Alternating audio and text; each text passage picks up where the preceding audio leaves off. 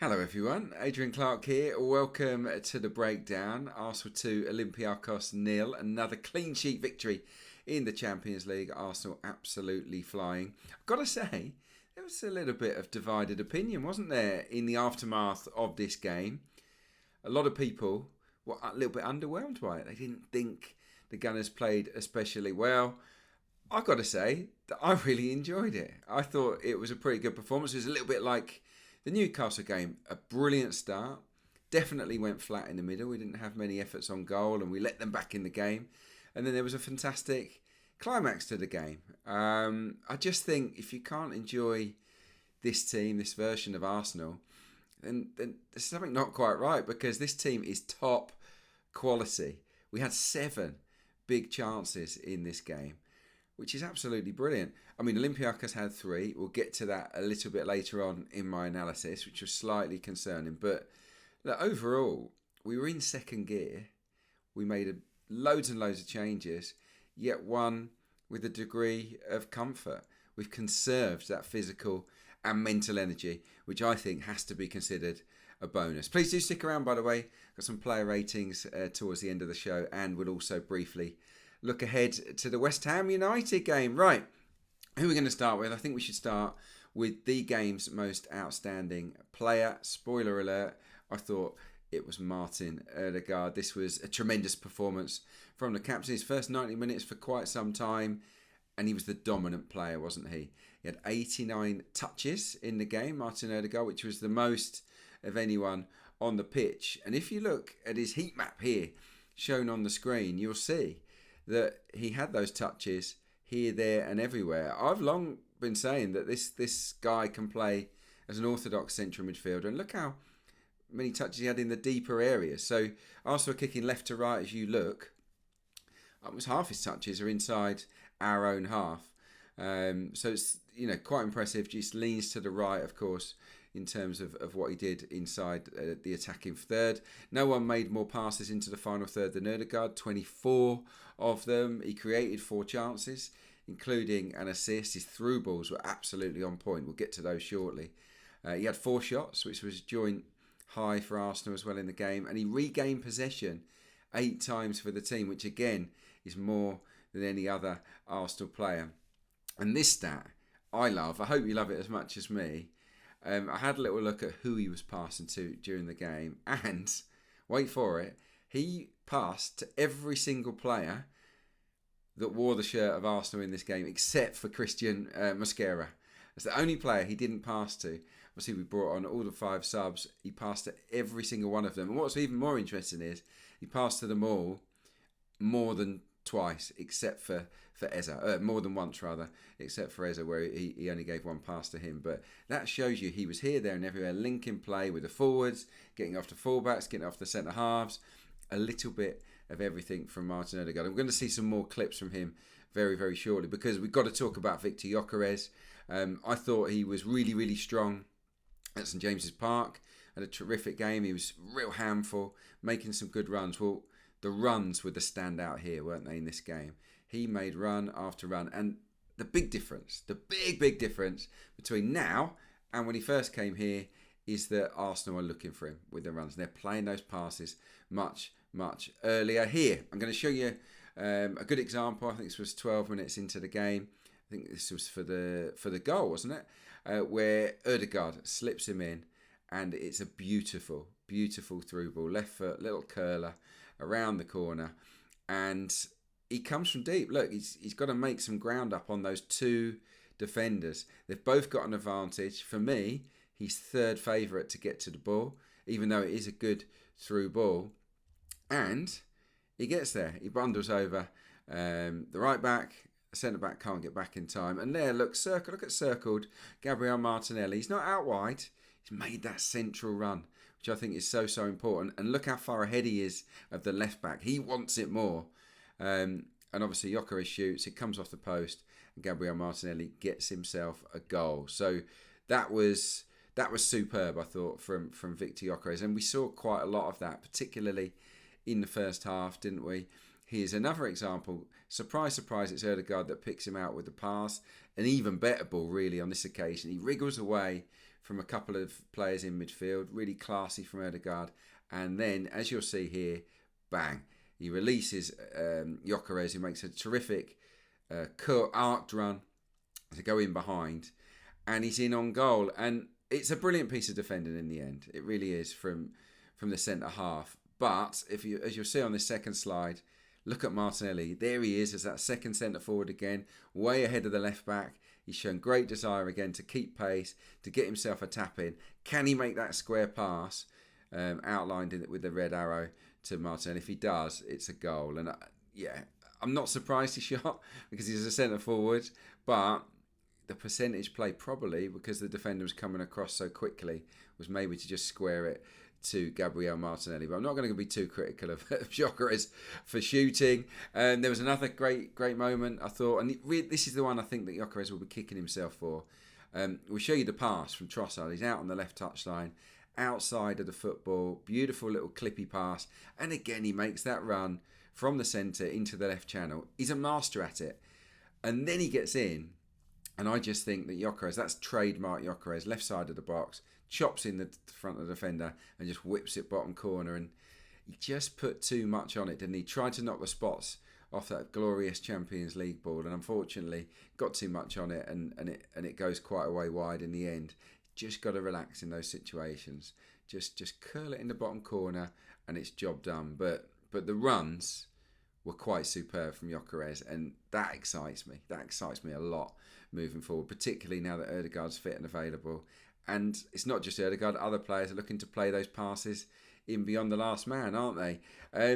Right, this match also saw a pretty impressive performance, I thought, from Myles Lewis-Skelly. I thought he started the game really well. It was like the old Myles, wasn't it? Where he gets it, he's strong, he goes striding with the ball. And this incident, we'll show it to you now inside, just over a minute gone in the game. Raya passes it into man of the match Odegaard, who plays it early out to Lewis-Skelly. And look where he receives the ball. You know, he's deep inside his own half, and he travels. And he travels, and he travels, and he gets to the edge of the box, as you see, and he whips a great ball into the box for Gabriel Martinelli, who should score. But look again, circled it there. Gyokeres and Martinelli, two centre forwards. Martinelli's playing on the right, but he's absolutely being that second centre forward that we want him to be. And he should score. It's a real gilt-edged opportunity. He'll be kicking himself, Martinelli, that he didn't get the goal. But of course, it worked out okay because he got that little tap in that we talked about a little bit earlier on, didn't he? So yeah, he's in good form, Martinelli, and I really, really like the way that he gets in as that second centre forward.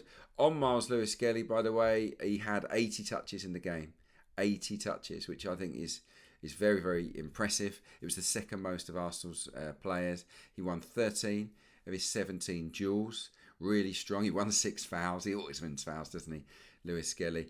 And he made 8 clearances as well. So he did his bit from a defensive standpoint as well, Myles Lewis-Skelly. I thought he played really, really well, actually.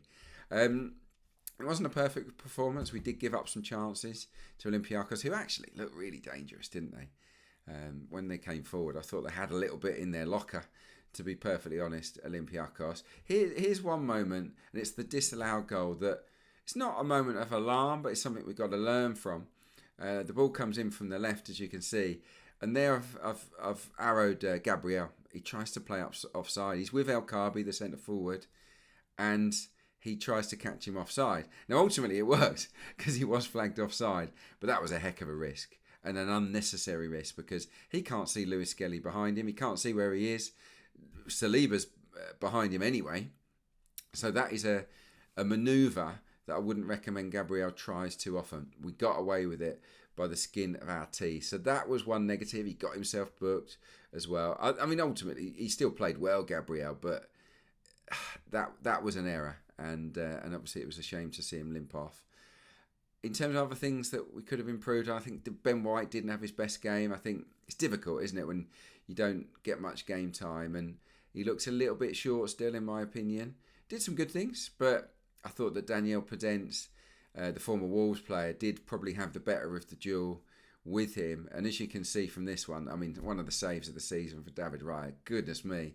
Oh my days, what a save that was. In real time, it was just unbelievable because of the speed of the volley from Podence. But what happened, they get in down the right. Marino doesn't track the run closely enough, so they cross it in unopposed. And he's just a little bit sleeping at the far post, Ben White, and Podence gets in front. It's a brilliant volley. And look, it's a wonderful save. Not much else to complain about. We did go a little bit flat in the second half. I thought Trossard's shooting was a little bit wayward, but by and large, I thought it was another really strong performance. Helped again by the subs at the end. Bukayo Saka comes on and scored. I think it's the 6th goal from a substitute from Arsenal so far this season, which is very impressive. And what I liked about his cameo was the fact that he did damage on both wings. We saw him fly down the right. It was a great switch pass, wasn't there, from Eze to Saka. He runs at his man, goes past him on the outside, cuts it back for Odegaard. And Odegaard should probably score. It's a brilliant save, actually. When you look at the replay, it's a fantastic save. And then from the rebound, the defender does amazingly to divert Odegaard's sort of tap in. So I wouldn't criticise Odegaard too much for that, but it's great play from Saka. He had 2 shots while he was on. He wasn't on for long. And of course, he also got a goal with one of those shots. And it came at a time when Eze and Saka had swapped wings. I mean, how many times have I've banged on about it for years? Loads of Arsenal supporters have as well. We want to see a little bit more variety. And they just decided, I think, let's have a little swap up. And lo and behold, gets it. I mean, beautiful one too, wasn't it? With Martin Odegaard, you can see it on the screen. Plays it, doesn't follow the pass, but he angles that run in the gap. It's quality play. Lovely ball back from Odegaard, and he fires it. There's too much power and pace on the shot for the goalkeeper. So, real impressive stuff from Saka off the bench. And of course, he's very likely, I guess, to start at the weekend against West Ham. Let's do some player ratings, shall we? Right, bit of fun, isn't it? David Raya, 8. What a save. What a save it was. And I thought his passing out from the back was absolutely outstanding as well. The defence, I'd go White 6, not at his best. Saliba 7, probably the joint pick for me. Gabriel 6. Myles Lewis-Skelly a definite 7, pushing an 8. In midfield, I'd say Zubamendi was a 7. Kept it ticking over lovely, didn't he? And there's a couple of lovely sweeping passes. Marino, I'd just say 7. I don't think he was as effective as he could have been, but he still had a very neat and tidy performance. I'm going to go Martinelli 8. I really liked the positions he got into. I really did. I think as a second centre forward, he's going to be so dangerous and he's going to get himself a lot of goals. So well played, Gabriel Martinelli. Should have scored that one early, but we'll let you off the hook. Man of the match, main man, Martin Odegaard, a 9. Trossard for me, a 7. Some lovely moments, but his shooting was a little bit off. Actually, I'm going to give Trossard a 6. Tell a lie. I've got it written down here. Trossard, a 6. Yeah, he did all right, but the shooting was definitely a little bit off. And I'm going to give Viktor Gyokeres an 8. I think for the runs, yes, he should have scored. But he was an absolute handful, and I think he linked play, and he's just looking better and better every game. As for the subs, Timber came on, did well, 7. Saka came on, did great, 8. Eze, 6. Mosquera, 7. I thought he looked good. And Declan Rice, I'll give him a 7 as well. That one pass, I don't know if you saw it.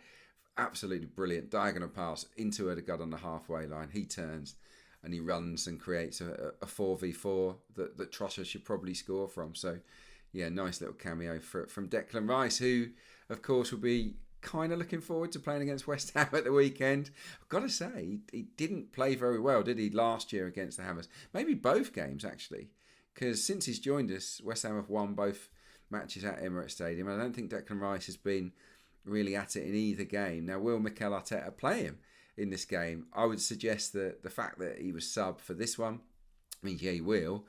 And I think that Rice is coming into a little bit of form. So I expect to see him in the team. I wonder, whether we go a bit more attacking here. And I've got a team for you that we could go with that is pretty attack-minded. Obviously, it's Raya in goal. Timber, Saliba, Gabriel and Calafiori. One holding midfielder, and I'm going to say it's Declan Rice. And then 2 box-to-box 8s, Odegaard and Eze.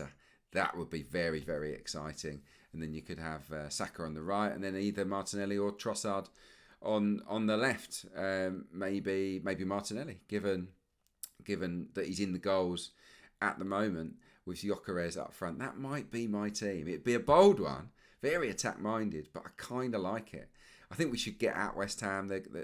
Nuno's the new manager. They'll be relatively low block.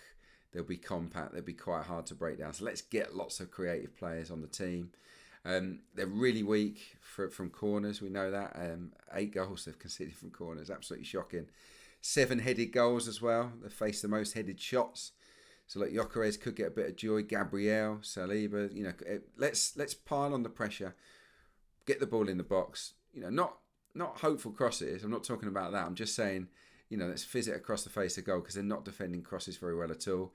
If we win lots of corners, that's a massive bonus because they are all over the place at the moment, West Ham, from set pieces, and they will be dreading it big time. Obviously, the threat comes from Jared Bowen. I think the main threat with him on the counter, class player. They might have a slightly new look midfield, a few younger players in there. Magassa or Freddie Potts might join in with Mateus Fernandes or Paqueta. It's less stodgy in midfield than it used to be, but really I think Arsenal should attack this game, get on the front foot, and hopefully get that early goal and have a little bit of fun with it. Because as we know, West Ham, if they do hang in there, they have players that can maybe nick a goal from nowhere. So there you go. There is my team for Saturday afternoon. And that was my breakdown. I hope you enjoyed it. Thank you for watching.